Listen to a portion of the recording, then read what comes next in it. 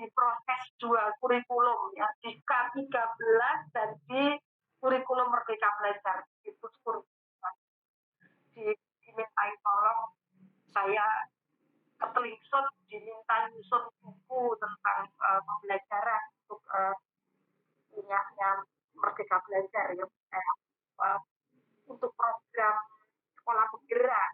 Mungkin beberapa dari teman-teman sudah membaca. Saya bersyukur, saya berada di 2 proses yang luar biasa yang kemudian mempengaruhi negara ini, mempengaruhi bangsa ini. And hal yang paling saya pastikan terjadi adalah ketika terjadi perubahan kurikulum, pada saat itulah orang berpikir tentang RPP-nya seperti apa, penilaiannya seperti apa. Mudah-mudahan Kak Ozen ketawa nih, nggak tahu dia menertawakan siapa. Bilang capek deh, gitu ya Kak Ozen ya, capek banget. Terus mulai kerjanya kapan gitu, karena belum paham ini sudah mikir lagi yang lain gitu. Nah, pada kesempatan yang singkat ini saya ingin mengajak teman-teman berpikir what is the most important thing, what is the crucial thing, what is the apa sih sebenarnya yang harus pertama-tama orang pikirkan, terutama kalau mengenai program kalau bicara kurikulum. Wujudnya itu seperti apa? Nah, ini mudah-mudahan waktu yang singkat ini sedikit memberi insight ke kita. Kalau untuk teman-teman sudah sampai di tahap pemahaman, minimal pertemuan kita ini akan saling menguatkan satu sama lain. Apalagi teman-teman punya tablet PAUD. Pak Tato, ini Kak Ozan, jangan khawatir, tabletnya ini adalah orang yang bergerak dari nol, jadi ngerti banget, nggak hanya tahu apa, beliau tuh sangat paham tahu itu apa, sehingga saya sebenarnya tidak terlalu khawatir ya kalau di Surakarta ini ada perubahan kurikulum, mestinya lebih aman gitu karena sudah digawangi oleh orang yang luar biasa. Nah, sebelum kita membicarakan lebih jauh, saya ingin mengajak teman-teman untuk melihat video. Nanti tolong diperhatikan, lalu saya akan memberikan pertanyaan ke teman-teman. Oh iya, saya lupa satu ini. Kalau ngomongin merdeka, nanti Pak Ozan akan membahas ini. Saya ingat di PPT-nya ada. Karena kami berdua ini seperti rekan kerja yang tidak pernah berjumpa, tapi kami sudah sama-sama tahu itu mau ngomong apa dan itu mau ngomong apa gitu. Saya nggak ngerti kapan kami berdua mau dipisahkan oleh Kak Kiki ya. Jadi kalau ngomongin merdeka itu ya, merdeka itu bukan berarti orang mau semaunya sendiri. Tetapi justru kalau Gajah Dewatara itu orang yang merdeka itu adalah pertama-tama punya kemampuan. Karena kalau dia nggak punya kemampuan, hidupnya akan diperintahkan terus. Kamu ke sana, kamu lakukan ini, begitu. Ibu Haryati, tadi saya lihat ada suster juga. Coba lihat di sekitar kita, tempat kerja kita. Orang-orang yang merdeka itu sebenarnya dimaknai sebagai orang-orang yang punya kemampuan banyak, sehingga dia bisa mewujudkan apa yang ingin dia lakukan, atau kalau dia bekerja sama dengan orang lain, kita bisa menunjukkan aksi kontribusi kita. Jadi kalau ngomongin merdeka belajar itu sebenarnya mau mewujudkan sekolah-sekolah yang justru menguatkan kompetensinya anak supaya siap hidup. Jadi artinya apa? Semakin merdeka belajar, semakin anak-anak butuh orang dewasa yang berkualitas di dekatnya. Jadi tidak dimaknai sebagai merdeka belajar itu sakarpe muridnya. No, that's wrong. Secara teknis tentu setiap level akan berbeda-beda. Tapi kita sepakat ini dulu bahwa semangatnya di Mas Nurul sudah jelas. Kalau mau menjadi orang yang merdeka,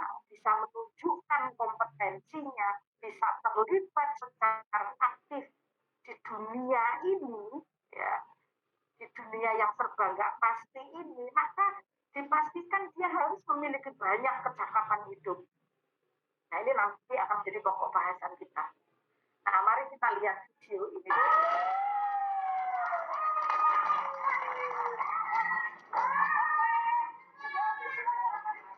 Dilihat dulu ya.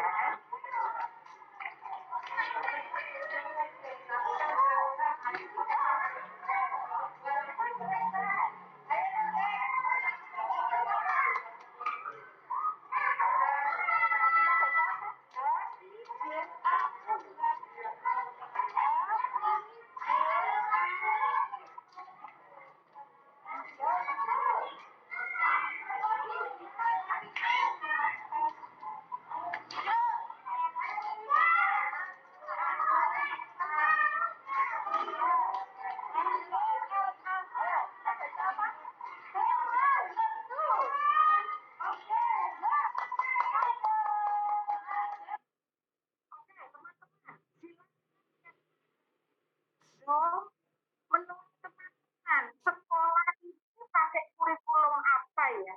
Kira-kira pakai kurikulum seperti apa ya sekolah ini ya? Menurut teman-teman yang ada di ruangan, tolong nanti Pak Tato ada salah satu yang bisa open mic untuk bisa menyampaikan pendapatnya. Dari video singkat tadi, kira-kira menurut teman-teman sekolah ini kurikulumnya seperti apa? Kurikulum apa toh?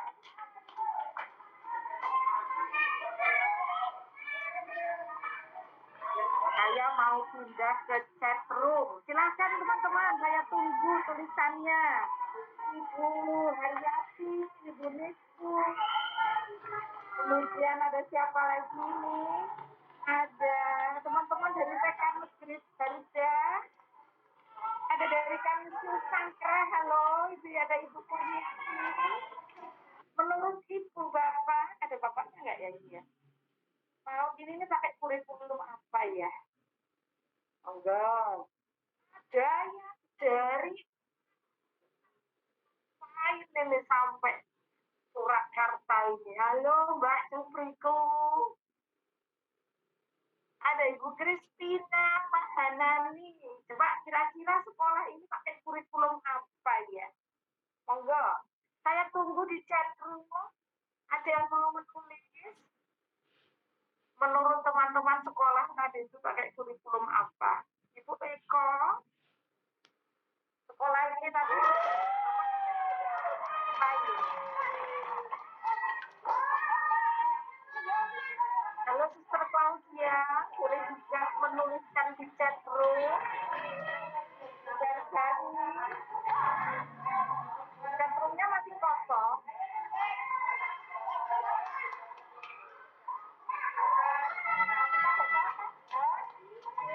Menurut Diana, kira-kira pakai kurikulum apa ya?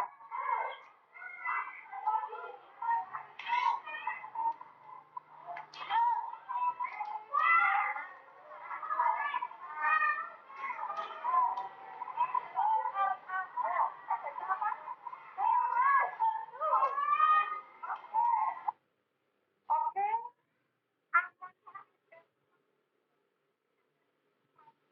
memberikan pendapatnya sampai sekarang di chat room masih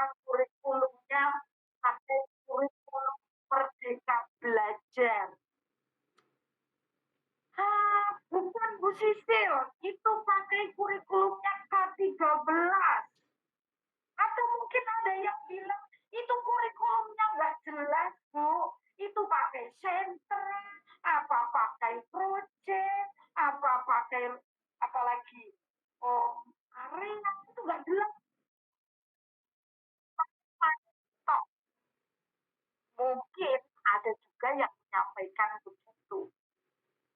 Jadi teman-teman, ketika kita bicara tentang kurikulumnya PAUD, ya, judulnya kurikulumnya apapun, mau kurikulum Merdeka Belajar, mau pakai kurikulum apapun, isinya itu pasti bermain. Pasti. Kenapa? Karena kalau ilmu yang sudah lama kita dapetin, ya cuma bermainan yang membuat anak-anak bisa fokus, bisa lebih efektif mengembangkan kompetensi-kompetensi dalam diri. Ketika bermain, seluruh aspek itu bisa dibangun. Nah, yang menjadi persoalan, apakah semua kegiatan bermain itu pasti belajar? Mau kurikulumnya mau disebut sebagai kurikulum Merdeka Bermain, mau disebut K13, mau disebut apapun, ya isinya itu pasti bermain. Cuma yang menjadi refleksi kita adalah apakah semua kegiatan bermain itu pasti memberi kesempatan anak-anak untuk belajar. Ini menjadi pertanyaan besar buat kita. Jadi kalau nanti kita mau pakai kurikulum Merdeka Belajar, saya nanti pengen memberikan bahan-bahan refleksi, bahan-bahan pemikiran teman-teman di lembaga masing-masing. Kalau nanti kurikulum Merdeka Belajar diberlakukan, apa yang harus saya cek lagi di lembaga saya? Ketika kita pengen membangun kurikulum yang memerdekakan anak-anak, maka harus menggunakan kegiatan yang mengizinkan anak-anak bermain. Bermain seperti apa? Yang nampak dan harus muncul pertama-tama adalah anak-anak itu harus diberi kesempatan main dengan kecukupan waktu. Bu Galo, kita ngomongin kecukupan waktu bermain itu sejak zaman kapan ya Bu Galo ya? Mbak Supri, ada temanku ini para trainer-trainer yang luar biasa. Kita sudah ngomongin 4 pijakan. Salah satunya adalah kecukupan waktu. Berapa lama? Yang bagus itu 45 menit sampai 60. Kalau di lembaga kami kegiatan inti itu 2 jam. Kenapa harus cukup waktu? Teman-teman, ada ibu dari negeri pembina, dari PAUD negeri Kartini, ada Kanisius Sangkra. Nah, ini sebenarnya yang menjadi bahan refleksi selama kita bergerak menuju kurikulum Merdeka Belajar. Kalau anak-anak diberi waktu yang cukup untuk bermain, maka dipastikan anak-anak akan mendapat kesempatan untuk pertama-tama mengoptimalkan indera mereka. Kalau bahasa mereka itu ada pengalaman, ada hands-on learning, pengalaman terlibat, itu seluruh inderanya itu kalau mainnya lebih lama, maka kesempatan mengutik-utik, melibatkan, mengoptimalkan seluruh indera anak itu bisa lebih luas peluangnya. Nah, ketika terjadi masa pandemi ini, nih teman-teman, ketika terjadi masa pandemi begini, ada banyak terjadi lembaga hanya boleh membuka kegiatan 1 jam. Nah, yang menjadi persoalan, banyak waktu dihabiskan untuk kegiatan-kegiatan yang pusatnya itu di guru. Sehingga 1 jam di sekolah itu anak-anak tidak mengalami bermain dengan kecukupan waktu. Ini menjadi PR besar. Bahkan di lembaga kami selama terjadi pandemi, hampir tidak ada kegiatan-kegiatan yang misalnya kalau dulu ada main bebas, misalnya ada kegiatan-kegiatan seperti acting, karena memang waktunya pendek, tidak begitu datang langsung disiapkan untuk kegiatan inti bulanan. Kenapa? Harus punya kecukupan waktu. Untuk apa? Supaya kesempatan lebih banyak untuk mengoptimalkan indera.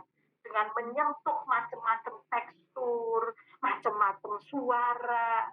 Saya itu selalu senang menggunakan ini, teman-teman. Saya senang menggunakan hanya untuk membangun ini rumah yang bentuknya sangat sederhana. Sikan waktu hampir 1,5 jam, bahkan 2 jam. Ketika waktu yang panjang ini dikasih ke si anak ini, bayangkan berapa jenis benda yang dia sentuh, berapa jenis tekstur, berapa jenis benda yang berat ringannya, bahannya berbeda, ukurannya berbeda, sehingga hampir semua inderanya itu bekerja. Yang ini berat. Bagaimana cara membawanya? Yang ini terlalu panjang, maka dia mencari benda yang mungkin lebih pendek. Bahkan dia sempat membandingkan mana yang besar, mana yang kecil. Lalu yang kedua, ketika waktunya cukup, maka kesempatan berinteraksi anak-anak dengan orang dewasa, dengan temannya, itu menjadi sangat dalam. Ini saya sedang mengalami masa-masa bulan madu, Mbak Galuh, dengan suasana sekolah. Kami sekarang 95% ada bersama dengan anak-anak. Kadang-kadang seminggu 2 kali bisa latihan, bisa workshop dengan guru.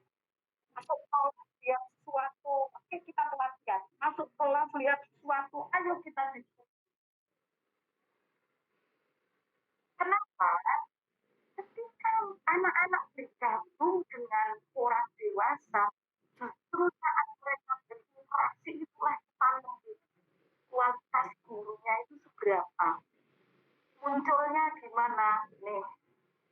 Kalau guru PAUD itu interaksinya udah bagus ya. Hampir tidak ada guru PAUD yang galak. Saya nggak tahu kalau di Surakarta. Udah bagus. Tetapi yang selanjutnya, keterampilan atau kesempatan guru menaikkan pengetahuan anak melalui pertanyaan-pertanyaan terbuka itu menjadi sangat mungkin dilakukan. Nanti teman-teman akan saya ajak lihat video lagi. Bayangkan ketika anak-anak punya waktu main yang cukup, guru menjadi punya waktu. Kalau saya bilang interaksi dan pertanyaan terbuka itu adalah satu bagian. Ketika waktunya cukup, guru-guru itu punya kesempatan untuk diam, Suster, untuk menarik diri, mengamati apa yang akan dia lakukan. Saya ingat suatu kali ada murid saya itu sedang sedang membuat bangunan. Lalu tiba-tiba gurunya ngomong gini, awas nanti ambruk. Jadi siangnya kami langsung diskusi, Suster. Itu kalau nggak karena pandemi, saya nggak punya waktu untuk itu. Karena begini terus, saya bilang, diam dulu. Karena kalau ambruk, kamu akan punya kesempatan memberi pertanyaan terbuka. Menurutmu, mengapa itu bisa ambruk? Atau apa yang bisa kamu tambahkan supaya bangunan itu lebih kokoh, lebih stabil? Jadi ketika waktunya cukup, kita nggak tergesa-gesa, kita punya waktu untuk memberi jarak dengan anak-anak. Nggak asal memberi komentar, tapi yang jelas tidak terburu-buru. Ketika teman-teman pertanyaan, anak-anak juga melakukan sesuatu, untuk berpikir. Maka kecukupan waktu kalau bicara tentang bagaimana mengimplementasikan kurikulum Merdeka Belajar itu nomor satu. Dalam kesempatan lain juga saya katakan guru jadi punya waktu juga lebih panjang untuk belajar. Belajar apa? Belajar mingkem. Karena Ibu Maya, guru PAUD itu rasanya identik dengan orang yang lagi ini hari sekarang lagi apa ya? Hari Selasa sampai anak-anaknya itu doblong. Bahkan kadang-kadang kalau mau, nah ini Kak Kiki, makanya saya bilang sekali waktu workshop supaya gurunya nggak, ayo ada gambar guru, ambil kayu dicoret, nggak boleh keluar garis. Jadi muridnya itu kayak robot. Cukup, guru itu punya waktu yang cukup untuk belajar diem, mempelajari untuk tidak sedikit-sedikit berkomentar. Kenapa? Dari sanalah Merdeka Belajar itu dibangun. Anak-anak punya yang cukup untuk menunjukkan idenya, untuk mengeksplorasi apa yang dia sudah buat pertama lalu akan diapakan. Jadi yang paling sulit itu belajar mingkem. Kalau mau Merdeka Belajar itu jangan dulu ngomong RPP-nya. Saya itu nanti bulan Maret akan diundang beberapa hari di Jawa Timur.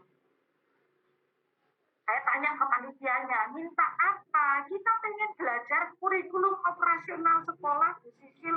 Kira-kira waktunya berapa lama? Saya jawab, ya tergantung.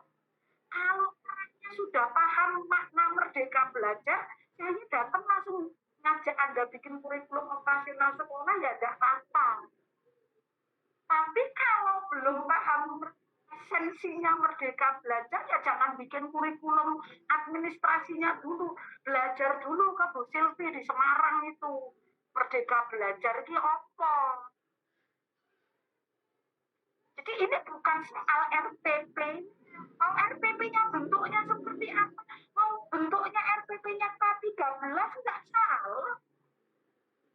Kurikulum Merdeka Belajar itu justru tidak pertama-tama bicara administrasi. Tapi caranya memerdekakan anak-anak itu yang seperti apa. Jadi dengan kecukupan waktu kita bisa bangun interaksi positif dengan anak-anak, kita kasih kesempatan anak-anak untuk mengeksplorasi, kita membatasi diri dengan hanya memberi pertanyaan-pertanyaan terbuka atau pernyataan yang mendukung anak. Nah, yang terakhir, kalau waktunya cukup, maka pasti pengalaman yang didapat lebih luas. Kalau pengalamannya lebih banyak, tentu pengetahuannya lebih dalam. Itu sudah otomatis. Saya tadi malam mengupayakan untuk bisa ke Solo, tapi rupanya nggak ada sopir. Kalau bawa kendaraan sendiri nggak bisa, yang ada di otak saya itu ya macam-macam lah. Gibah sama Mbak Balon, kemudian jalan-jalan ke Tumpurnya, nyari batik yang diskon-diskon, terus mampir makan di mana, terus tapi begitu pulang ke rumah, saya akan bilang ke Kak Ozan, memang situ aja yang bisa dapat pengalaman banyak. Semakin banyak pengalamannya, semakin dalam pengetahuannya. Bahkan itu berjalan secara alamiah. Anda yang datang secara offline dengan teman-teman yang online tentu situasinya berbeda, pengalaman yang didapat berbeda. Anda ketemu Kak Ozan langsung dengan tidak ketemu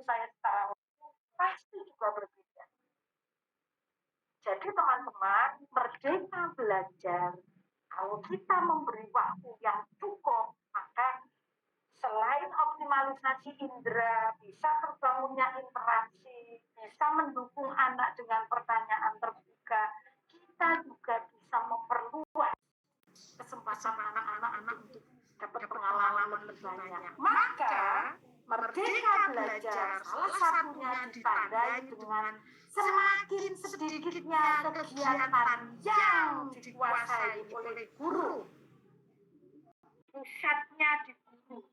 Di mana ada kelas yang sepi, gurunya ngomong terus, pasti tidak pakai kurikulum merdeka belajar. Tapi kalau kelasnya itu chaos, rame, pasti itu merdeka belajar. Mosok Bu Sisil, yo ramenya sing genah, Bu Kristina. Ono sing diramekan. Itu kegiatan-kegiatan mereka itu. Kapan gurunya datang? Hanya pada saat diperlukan. Jadi bisa nyambi administrasi, Bu Sisil. Nggak bisa, karena interaksinya harus jalan. Guru-guru yang kasih mainan HP, bisa nyetak, bisa buka Facebook, karena anaknya rame, fokus bermain, tetap nggak bisa menjalankan kurikulum merdeka belajar. Kenapa? Pasti dia nggak bisa membangun interaksi. Kalau interaksi yang dalam itu artinya punya hubungan yang mendalam, yang kemudian bisa membawa perubahan pada orang yang diajak. Jadi kalau kita punya hubungan yang mendalam dengan siswa kita, maka kita itu dalam tanda kutip sudah membelokkan anak pada tujuan yang mau dibangun, tujuan besar kita, membangun anak yang punya kemerdekaan sejati. Maka pertama-tama saya mengajak teman-teman di Surakarta, tolong dicek kegiatan inti di sekolahmu itu berapa selama 1 hari. Kalau masih 15 menit, 10 menit, 20 menit, tapi RPT-nya katanya pakai kurikulumnya merdeka belajar, saya langsung akan katakan enggak. Walaupun administrasinya sudah persis seperti misalnya sekolah penggerak, tidak, belum merdeka belajar. Jadi pertama-tama lihat kebutuhan waktu. Hari ini kita lihat. Apakah perlu barang yang lain, Mama? Supaya rumahmu berdiri dengan kokoh. Aduh, bagaimana itu? Coba cek. Boleh ambil benda yang lain supaya rumahmu bisa berdiri dengan kuat. Ya, silakan Kenji. Perlu apa? Yang diperlukan apa? Boleh silakan. Boleh diambil. Yang diperlukan boleh diambil.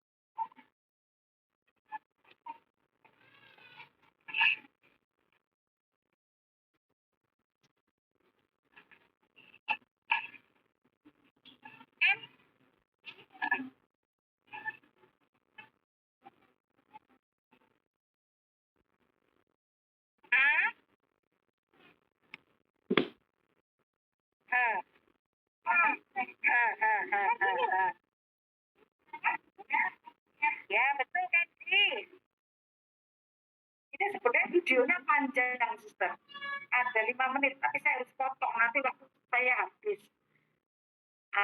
Karena itu Pak Tato bilang, Sisil, waktunya nggak banyak. Yang banyak diskusinya. ketika anak-anak merasakan ada sesuatu yang nggak beres karena bangunannya ambruk terus, maka kurikulum Merdeka Belajar itu kemudian muncul dalam bagaimana guru mengambil sikap ketika guru mengatakan, coba alat apa lagi, bahan apa lagi yang bisa digunakan supaya rumahnya lebih kokoh. Apakah ada calisturnya? Karena cukup panjang, karena interaksinya mendalam, gurunya bertanya. Ketika rumah itu sudah jadi, gurunya bertanya, apa yang bisa kita lakukan supaya orang itu tahu bahwa itu rumah tinggal kita. Ya ambil kertas, ambil pensil, dia tulis alamat rumahnya. Rumah kayu di Purworejo. Apakah itu bukan membaca, menulis, dan berhitung? Tapi selama itu dipotong kegiatan intinya 20 menit, maka pengelola berinteraksi dengan alat dan bahannya kita membangun kesempatan yang hilang dipotong dengan memberikan hasil besar. Tulis huruf R. Huruf R dari kepala guru, bukan dari pengalaman bermainnya anak-anak. Maka ketika anak ini tulis dengar di huruf H itu ternyata pakai tadi si sudah ngerti. Temannya si itu masih tahu huruf H itu yang begini. Maka interaksi itu dibangun oleh semua yang ada di komunitas itu. Jadi sebenarnya belajar itu sejak kapan? Sudah dari zaman dulu, tapi tidak dikerjakan. Yang dikerjakan apa? Ya itu hasil karyanya Bu Sisil. Nulis huruf R itu hasil karya. Nanti ditanya namanya, kok enggak ada hasil belajarnya. Maka nanti saya akan bicara tentang orang tua juga. Jadi kecukupan waktu itu syarat. Sehingga apa? Mau ngomongin profil pelajar Pancasila ini, tak kasih tahu teman-teman. Kemarin ini saya sedang maraton ini Tagalog workshop terus dengan guru-guru saya, karena saya punya beberapa cukup banyak guru-guru muda yang baru, bahkan yang tidak baru tapi belum sempat ketemu saya karena ditinggal ke sana kemarin.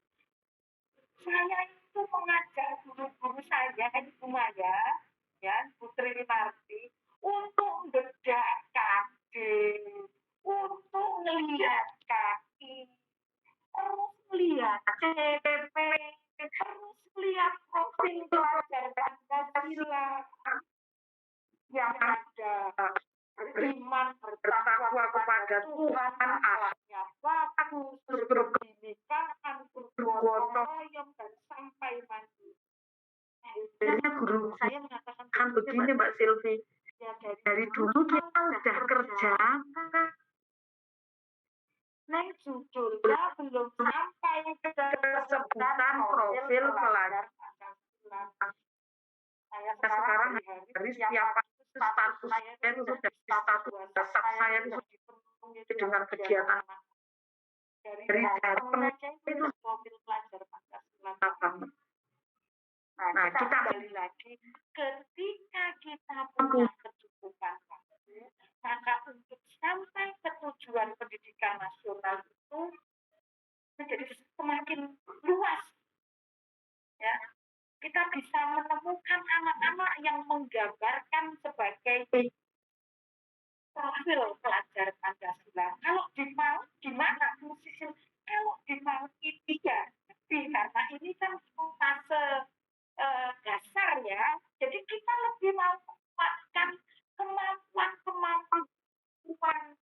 awal yang nantinya akan mempengaruhi kemampuan anak setelah kalau sosial emosionalnya terganggu sejak usia 3 tahun, nanti sampai jadi suster bermasalah terus. Di komunitasnya akan mengganggu orang lain terus. Kakak saya ada jadi suster, ada jadi pastor, jadi agak tahu. Kalau pulang cuti banyak yang cerita, banyak yang ngobrol. Nah, teman-teman, ketika ada masalah di kemampuan dasar literasinya, fisik motoriknya nggak tuntas, kan itu sampai gede bermasalah terus. Jadi kalau mau ngomongin profil pelajar Pancasila, kita sedang membangun kemampuan dasar untuk jadi manusia-manusia yang punya profil tadi itu, yang berkebinekaan global, yang mandiri, yang itu mesti dibangun di PAUD. Jadi kita tidak membangun anak-anak PAUD yang seperti anak-anak SMA, seperti anak-anak SMP, enggak. Kita melihat sesuai dengan karakteristik dan perkembangannya. Maka yang selanjutnya ini yang akan saya sampaikan ke teman-teman. Kalau mau membangun kurikulum yang disebut Merdeka Belajar, ini syarat mutlak. Kenapa? Ya apapun kurikulumnya ya bermain. Yang menjadi persoalan gurunya gak tahu bahwa anak usia 1 tahun dengan usia 4 tahun dikasih benda-benda, itu mereka akan punya tahapan yang berbeda. Mereka akan memperlakukan benda-benda itu dengan cara yang berbeda. Karena ada tahap pertama hanya bereksplorasi. Pokoknya bagus. Kalau orang ini bisa bahasa Jawa semua. Ya, cangke, tidur, ya, yoga, anggrek. Ini gurunya mesti paham. Sampai nanti di tahap anak karena kesempatan mainnya itu panjang, mereka sampai pada tahap menciptakan gagasannya. Seperti di video-video tadi. Ketika tahapan ini tidak dipahami oleh guru, maka saya pastikan dia tidak akan bisa mengimplementasikan Merdeka Belajar IPA. Nah, celakanya teman-teman, lebih banyak guru yang tidak senang belajar ketimbang guru yang senang belajar.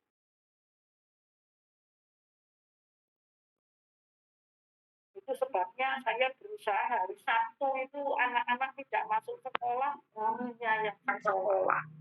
Baca buku, diskusi, praktek. Baca buku, diskusi, praktek. Itu terus. Kenapa? Lulusan S1 pun juga tidak menjamin mereka paham ini. So, ini adalah sebuah proses panjang. Supaya tahu seperti apa tahapan bermain anak, ibu bapak harus paham betul ilmu tentang perkembangan. Garis-garis ngomong apa tentang usia 3 tahun. Bagaimana cara memberi stimulasi kepada mereka? Artinya apa? Bermain itu bukan hanya, jadi bermain itu tidak main-main begitu aja. Kalau mau merdeka belajar, mau ya bermain yang tidak main-main. Gak sekedar misalnya gurunya bawa puzzle atau gurunya bawa krayon. Ini Kak Kiki. Makanya kadang-kadang workshop Kak Kiki, gurunya bawa krayon. Posisi kalau merdeka belajar masih boleh nggak sih menggambar? Iya boleh. Tidak boleh. Yang harus dirubah itu adalah lebih ke bagaimana cara kita meluangkan program itu. Kalau di sekolah kami, Kak Kiki, nggak ada di meja itu satu anak satu lusin krayon, nggak ada. Krayonnya cuma ditaruh satu paket. Supaya apa? Supaya ada masalah. Itu menarik teman-teman kalau teman-teman di kelas benar-benar melihat anak secara utuh ya, nggak mikir macam-macam gitu. Yang satu pengen warna kuning, satunya lagi pakai warna kuning. Wah itu seru banget itu. Apa yang terjadi dengan anak usia 2 tahun kalau sampai mereka rebutan mainan terus, berarti rumusnya tidak sama dengan ATK nih.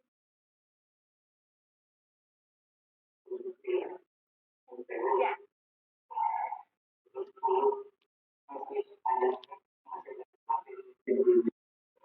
Ya, berapa menit ini?